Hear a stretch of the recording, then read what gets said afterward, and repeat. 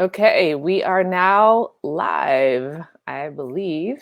Um, so I'm hoping the way this works is it's better not to have Facebook open. So I can't double check, but actually I could do it on my phone. Anyway, welcome, Catherine. I'm so delighted. Yes, we're live. I'm so delighted to have you here today to talk to us about your book journey.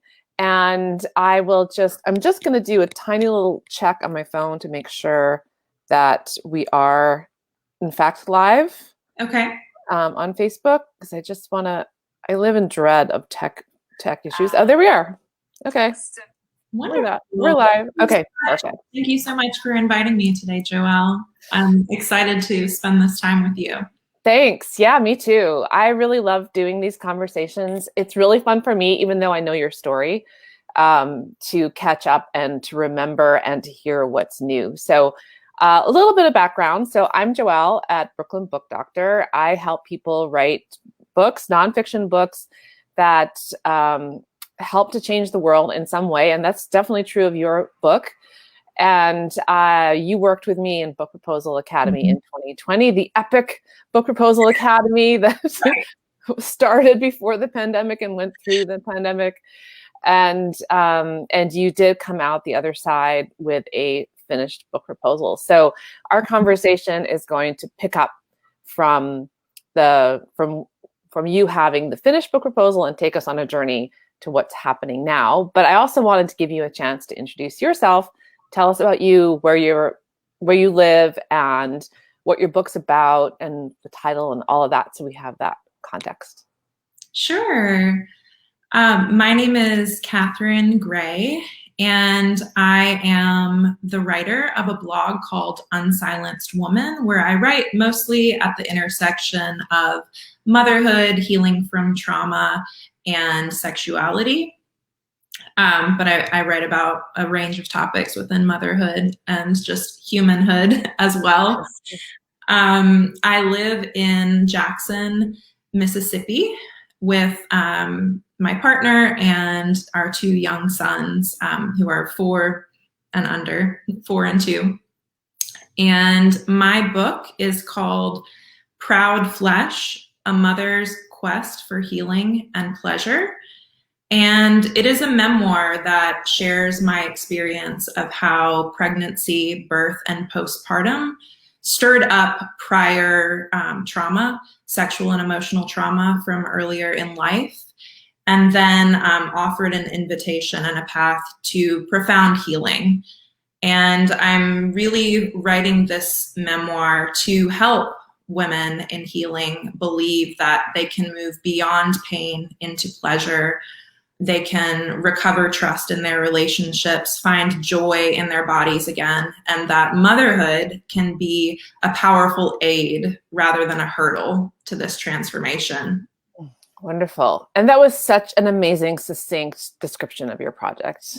Thank you. I will give credit to the Book Proposal Academy and to Polish and Pitch, where I got to practice pitching to an agent, which was really valuable preparation.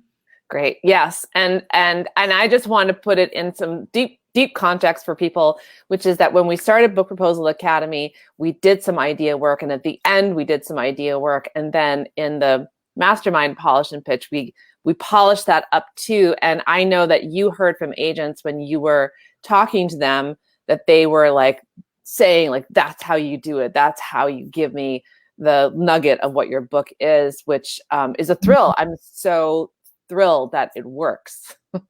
Yeah, I did hear that feedback. And, of course you want to feel like you're having like an authentic presence and connecting with someone. But I knew for myself that I would need to put in a good deal of preparation. And for most people, I would think, to be able to do that. Otherwise, I knew I would be stumbling over my words or clinging to details that kind of distracted from the essence of the project. Yeah, well, job well done. Thank you. And you're in Jackson, Mississippi right now, right? Yes. Yeah. That's great. Yes. Which I think is interesting too, because sometimes I think the book world seems like it's centered in New York, but I just want to say like everyone everywhere is writing books. So the fact that you're in the South writing a book that I know you have said to in some of your writing and in person that to be talking about things like body fluids and body parts and being very explicit and well as sensual about writing them can sometimes feel like an act of subversion in your personal life and in your writing life and maybe even in your family life. So I think that's pretty fascinating and excellent. And that's part of your secret sauce, if you like, is that sensualness and that frankness about it. But I wanted to talk to you today about your journey of finding an agent because it was really fascinating. And I know you did a ton of research and you did it in, I remember you saying you did it in a kind of through a Southern network, right? Yes. So when I started the process, I really only knew the name of one agent, this superstar agent who had, I think, 17 books come out last year, one of them on the bestseller list by an author whose work I really respect. And so I had her in my sights from the very beginning. And I started, I was going through the regular process of, I made my spreadsheet with, my top 10 agents after I did some research and I read interviews and I even listened to some podcasts because I really, as you said, I'm in Jackson, Mississippi, and I had spent the last few years as a stay-at-home mom, as a primary caregiver. And yes, I had my blog and my writing, but I really felt so separate from the publishing world, even though I have a couple friends and acquaintances who have published books. I felt really outside of that, I'm down here in Mississippi in Snapland, handing, push-up applesauce to my kids and that kind of thing. I was not feeling like I was connected to the literary world exactly, and definitely not the publishing world. So I knew this one name. And after I collected my additional names and felt really good about those, I still had this particular agent at the top of my list. And I thought, she must get dozens of emails or queries each day. And how can I stand out? And I knew Eileen Rossetti's story from the Book Proposal Academy. My friend from the spring 2020 Book Proposal Academy, she had such success through reaching out to a contact who was able to facilitate an introduction. So I thought, I really need to learn from this because this worked well for her. Well, I didn't really have an immediate idea of how I was going to reach out to this agent, but I knew that she was from the South, and the South is kind of like one big family. You can kind of make your way to anyone, I feel like. Everyone's connected in some way. So I started asking around within my family first, and they said, oh, that last name sounds familiar. And I think that maybe I worked with her dad at a law firm in the 90s. And I was getting kind of vague answers like that. And so I thought, well, I'm going to do a little of my own research here to get back in touch with them and say, oh, was this the person you know? So anyways, I started reading obituaries, actually. Like a true sleuth. Right. Yes, using my journalism background, I went into full-on research mode. And in obituaries, of course, it lists the survivors in the family. And that way I was kind of piecing it together in my mind and was able to confirm that, yes, one of my family members did work with her. And then I checked with another contact who's just really, she knows everyone and she's wonderful. And because I, in the process of doing that research, saw a wedding announcement from her parents' wedding, like years, decades ago. And it said that her mother was a member of the junior league. And so my friend is a member of the junior league, and I just thought I'd ask her, like, do you happen to know, anyone in the junior league in this city? And she said, yes, actually I do. And come to find out, like, one of her good friends was best friends with another best friend of the agent. So anyways, I then had like 2 offers to facilitate an introduction, and I just kind of went with the best one at the time. And yeah, that's within that took quite a bit of orchestration, and I then talked to, I wanted to talk to the person who was her contact, so I wasn't just this stranger. So spent some time talking to her and telling her my story, and then, yeah, she facilitated the introduction through email. And it was a pretty quick response from the agent who said, yeah, here's my assistant's info. I'll get you on the schedule. And so then I had, my slot on the schedule, and I was right in with that. Amazing. That is amazing. I mean, people can pitch and pitch and pitch and pitch and hear nothing. And you kind of found the back door to come in, and then you're on the schedule. Right.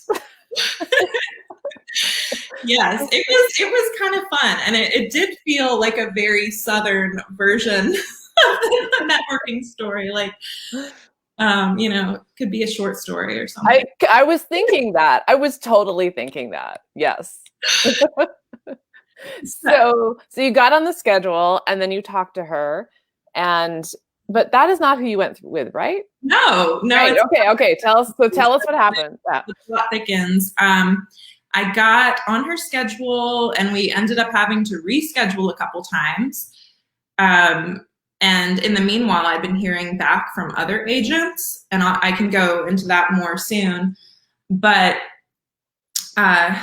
got on her schedule, talked to her, and did my pitch. And she said, as you mentioned before, she said, well, that's how you do it. And she said that, her plate was really full at the moment, but that she was really interested in my book, and she wanted to read my proposal over the weekend and get back to me the next week, because at that point I actually had an offer. So I told her, I need to get back to this other agent in the next week. So she read it over the weekend. And even that interaction, I kind of,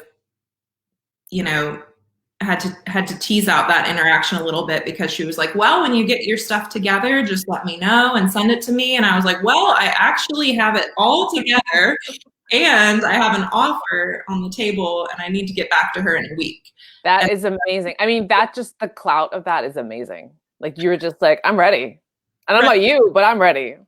Yeah. So she said she'd read it over the weekend and get back to me. And in the end, she had a little bit of a different vision for the project. And with greatest respect, we decided that it wasn't the best fit.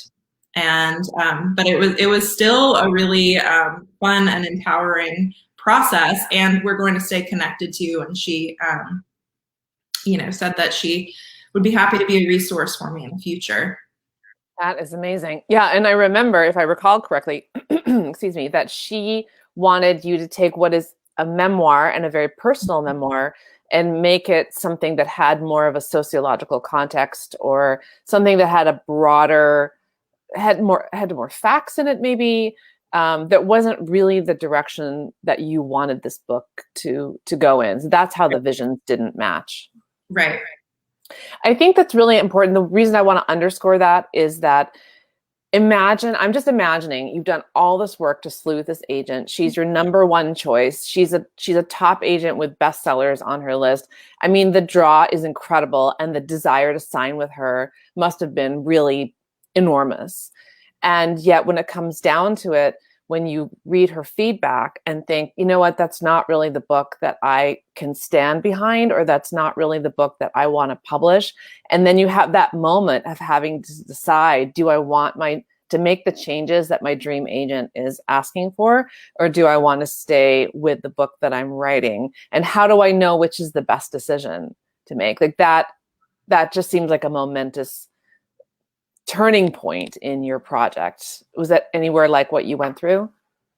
Definitely. And I would say that the work that we did in the Book Proposal Academy allowed me to really stand behind that vision with confidence, because I had done, of course I want throughout the process to be open to feedback and to integrate that in a way that helps get my book into the world and that is able to reach as many readers as possible.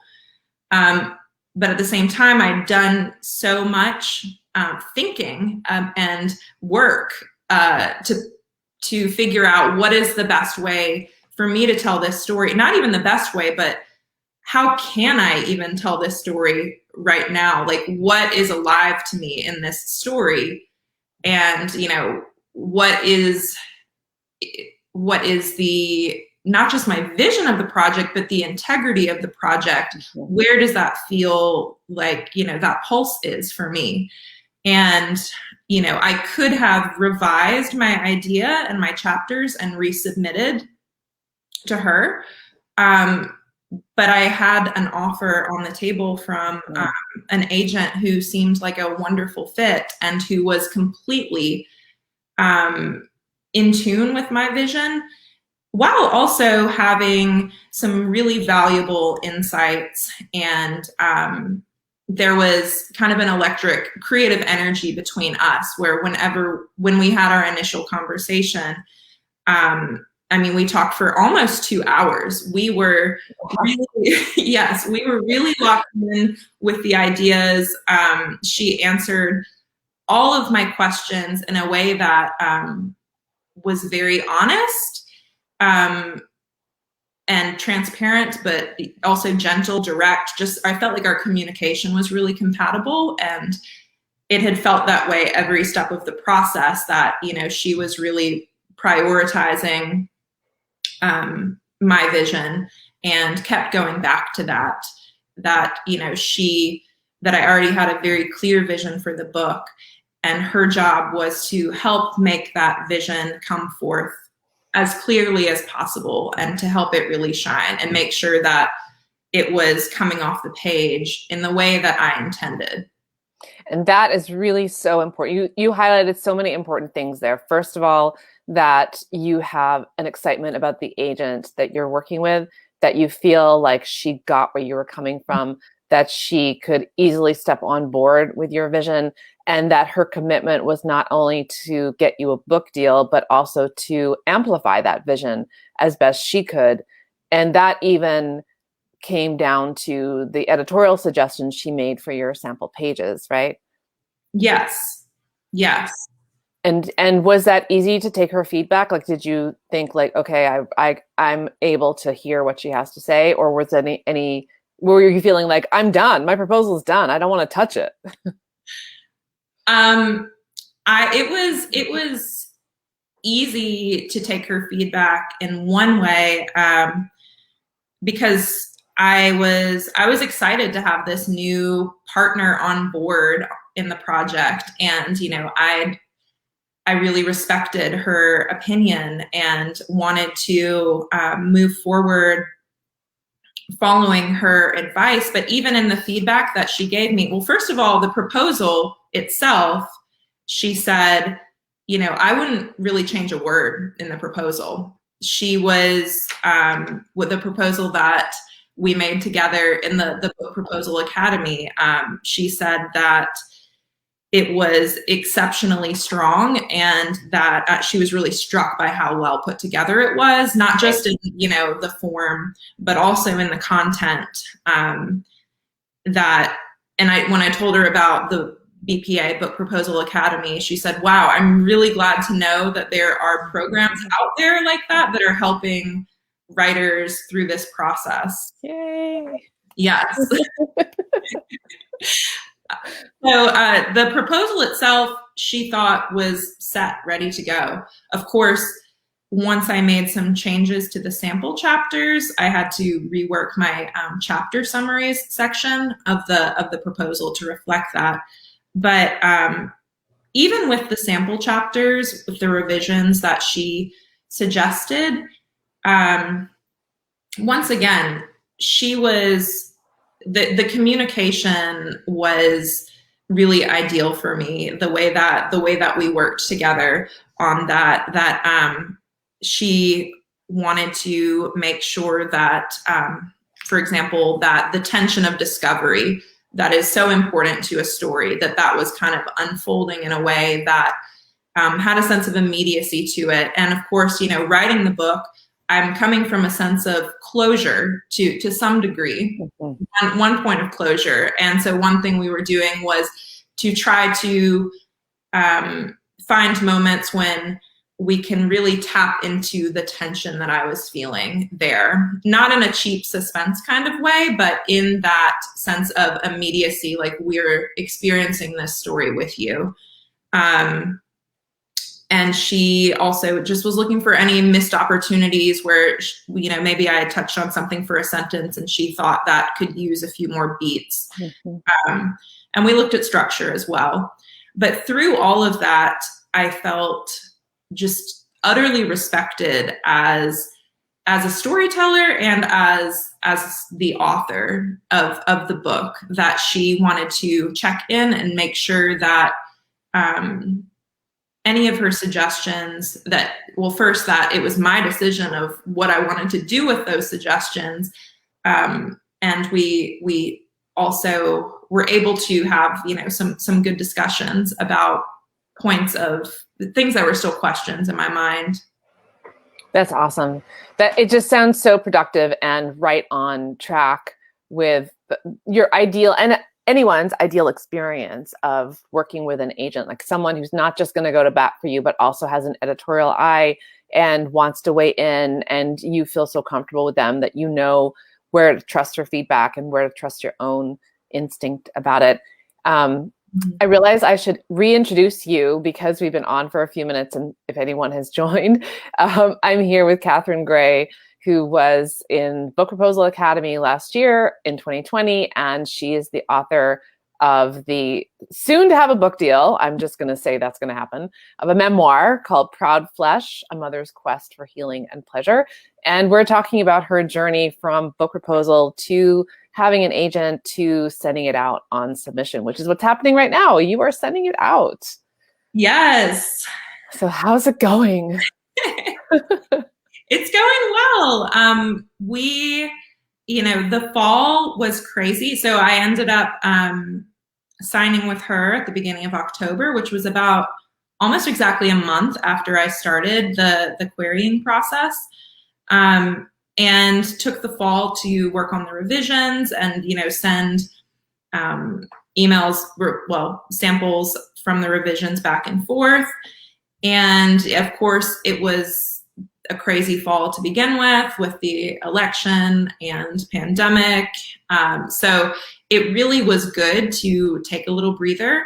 And really the agent querying process took a lot of energy from me, because I had gone from, being sequestered in the pandemic to all of a sudden like shooting lots of communication back and forth with, I guess it ended up being 6 agents. So it was a lot of communication and a lot of energy for me as an introvert. So having that time to Totally. Pause and really like tune into the heart of the book again before setting out into the submissions process to editors, that was really helpful for me too. So yeah, it's going well. We're starting to hear back, hearing some positive comments. One editor from a top publishing house said that she dove in right away to the proposal based on the strength of the pitch, which was really good to hear. And had a few passes at this point. It wasn't quite the right fit for those editors, but I'm still feeling really strong, and my agent's feeling really strong too. That's just part of the process that you're going to have in almost every case, more passes or rejections than people interested. So I'm staying confident and trying to ground myself and stay anchored in this time of waiting that can be kind of hard and vulnerable. Yes. And you started, so just to put it in the narrative, you did your revisions in the fall after you signed with the agent, and then in the new year your agent started sending out your pitch. How early in January did that happen? Because we hear about agents taking long vacations in the summer and at Christmas time. So when did your agent feel confident sending it around? She sent it out the Thursday of the first week back in business in January, or so it was, I guess maybe the 8th, the 7th or the 8th. She said she thought it would be a good idea to give people a few days to go through their inbox and, find their bearings back at work, and then get it out there right away. Great. Yes. So now we're January 26th. So it's been about 2 weeks, something like that.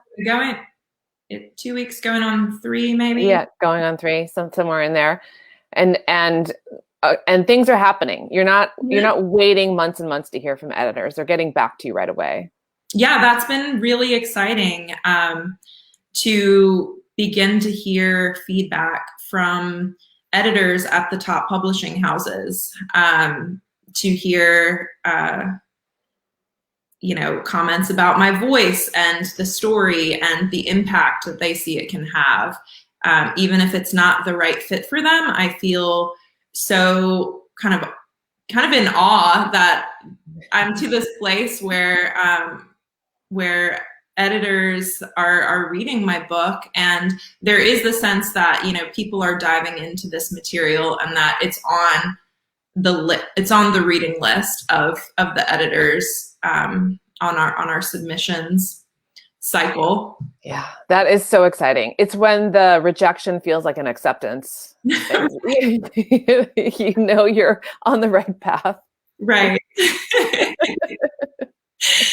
And we're opting to, she doesn't update me. My agent doesn't update me every time something comes in. We're kind of doing a weekly check-in, sometimes twice a week, just so that it's a little bit easier to distract myself and to go about my life if I'm, not expecting to hear something every day. Yeah. Do you have any, I know Eileen was talking about this, do you have any tricks to keep yourself grounded while you're waiting to hear? I do. So, I'm always mining my birth experience for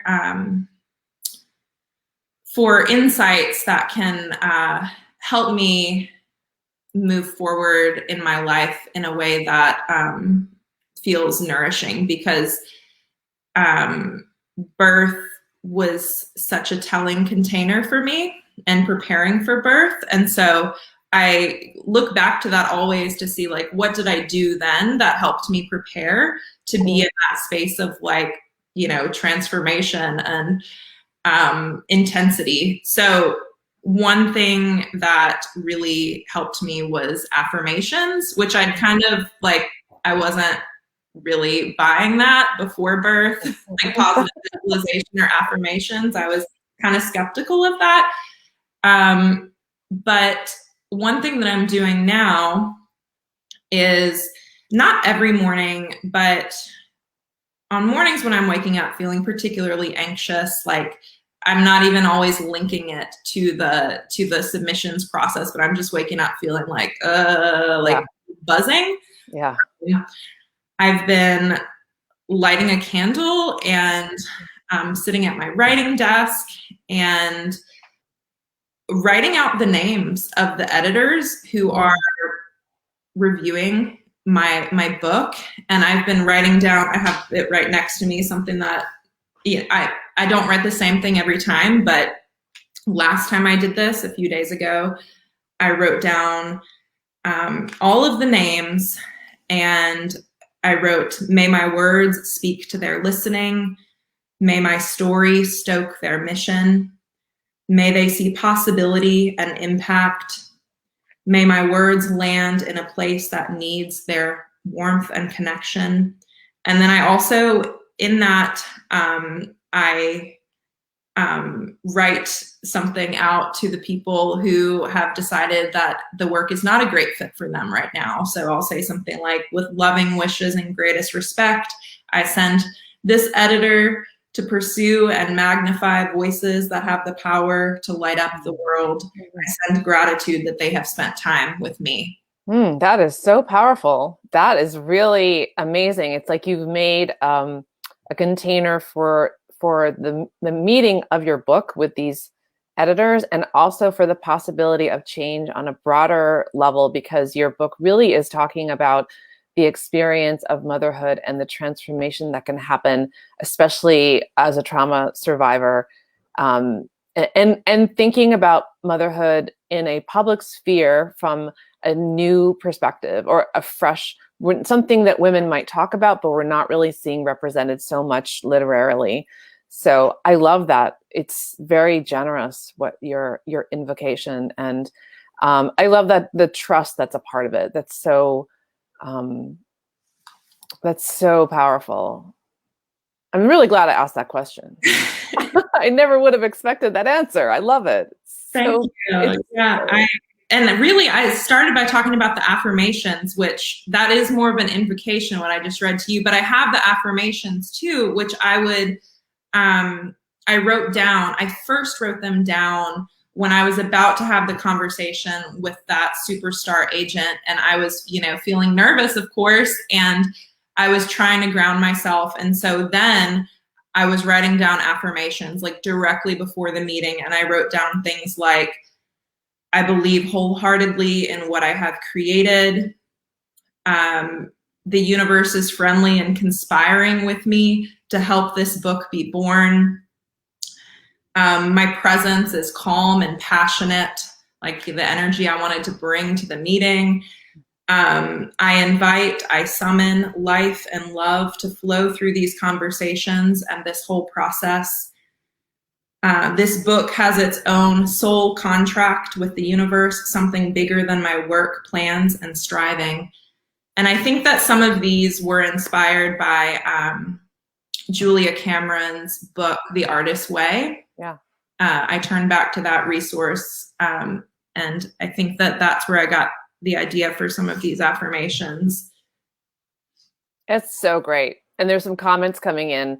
Ayla's here. Yes, that she loved the messages to editors who pass and love seeing you live. And Heather says, yeah, the affirmations are really beautiful.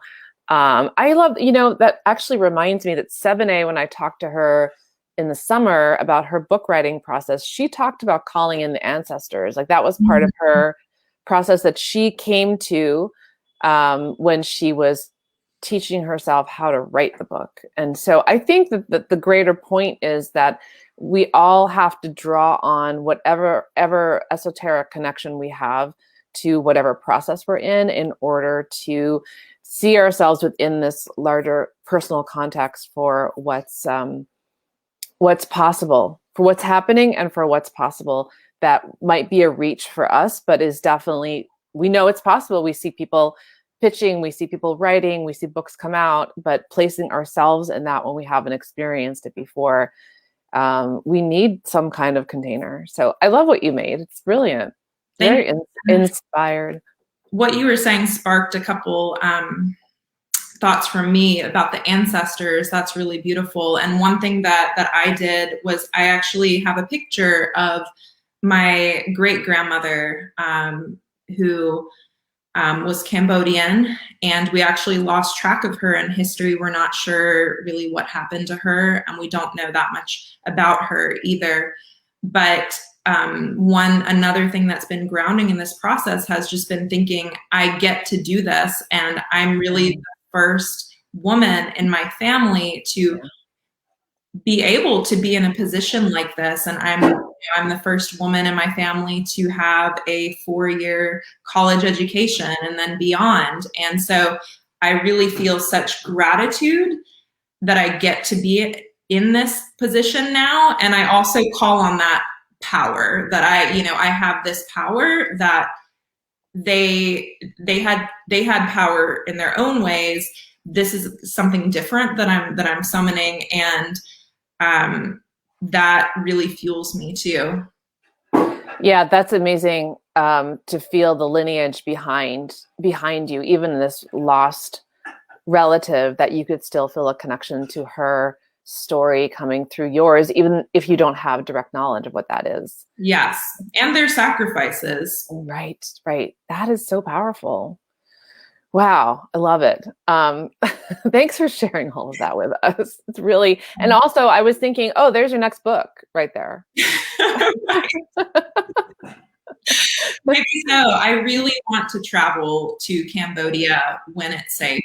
That's been on my list really ever since I was a little girl.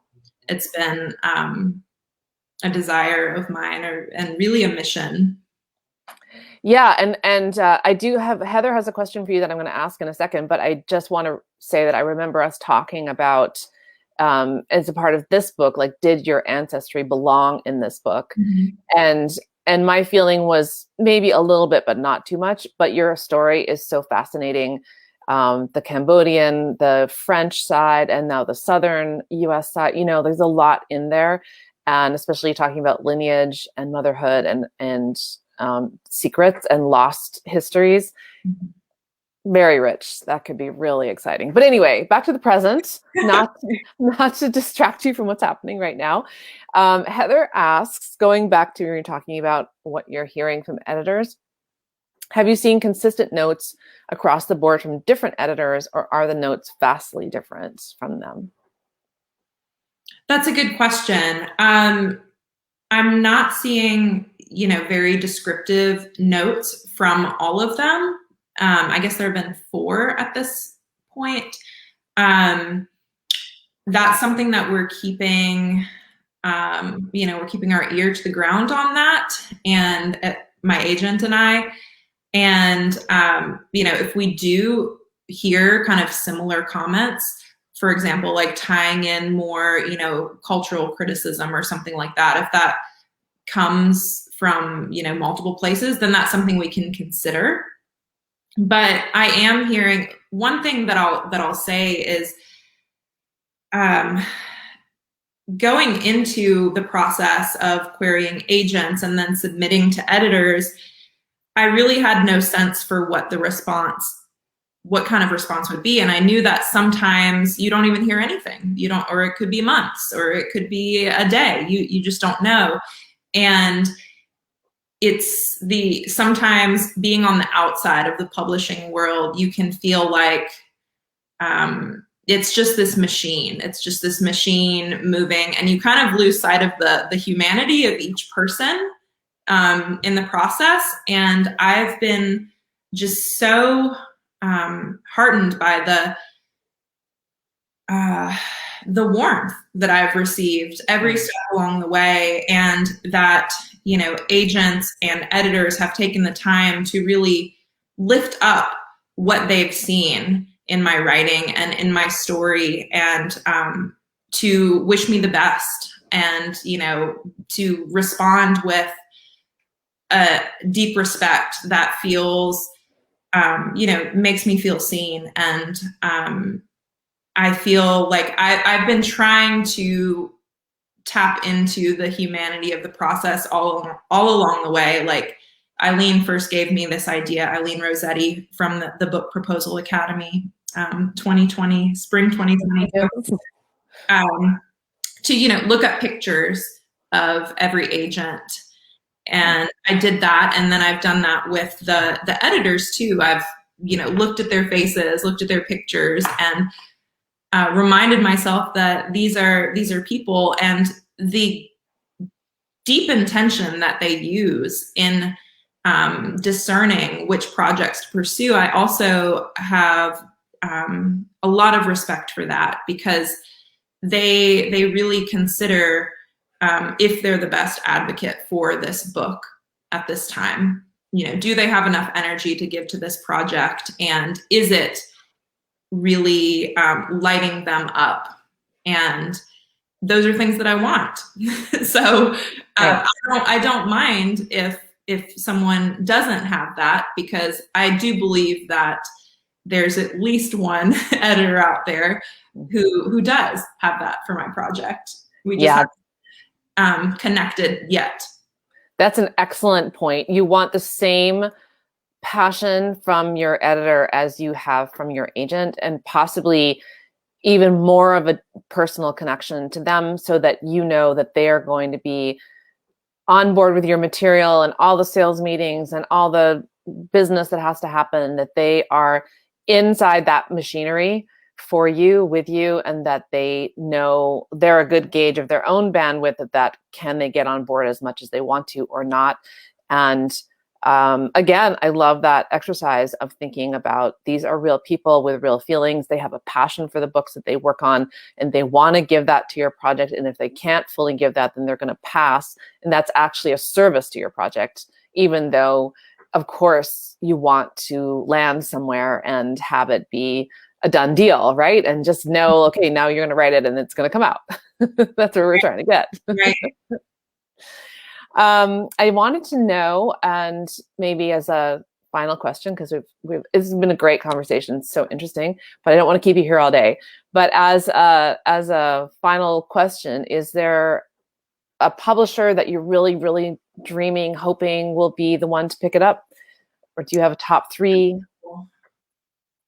That's really interesting. I guess not, because nothing came to mind immediately. I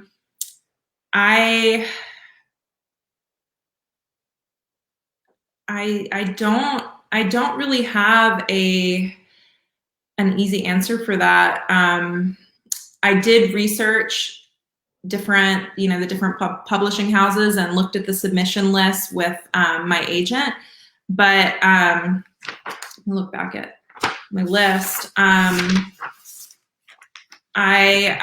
don't feel like I'm tapped into the culture of each place enough to really know if one would be the best or another would be the best. But I'm really looking for the editor who I feel believes in this project and can strengthen the project alongside me.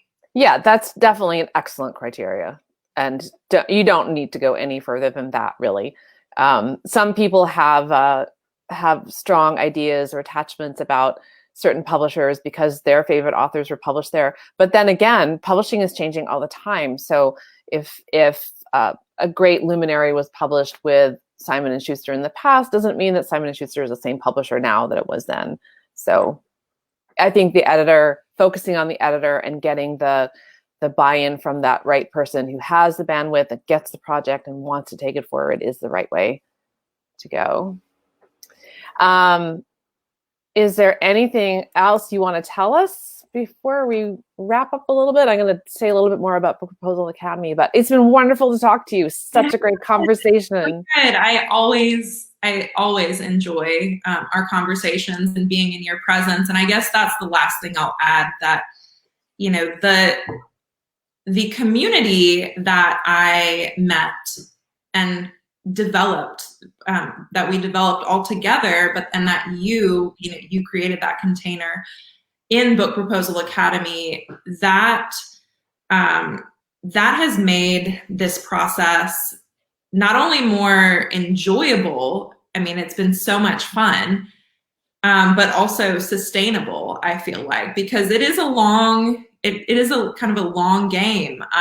You've got, it requires a lot of persistence and commitment, and that is much easier to summon and more fun in the company of others. Mhm. And one thing that I'll say is I had a lot of conviction, passion, and confidence about my project a year ago when you and I first met, Joelle. I was looking back, it was almost exactly a year It's ago. hard to believe, right? What a crazy year. Yes, it's been so crazy. But I had a lot of confidence, but working with you, specifically in Book Proposal Academy and then in the Polish and Pitch and the Momentum Mastermind after that, that really like put muscle on my confidence. Like I felt like I was able to really use that confidence in the way that I needed to in the process. And I mean, it's just been really significant along the way to be able to check in with others who are in the same place, and to sometimes, you know, be encouraged by them, and then to other times be the one encouraging. To have that exchange has been really meaningful. Wonderful. Thank you. Thanks for saying all those things, because I know it is a long journey, and I'm really thrilled with where you're at and a lot of other people who came through Book Proposal Academy.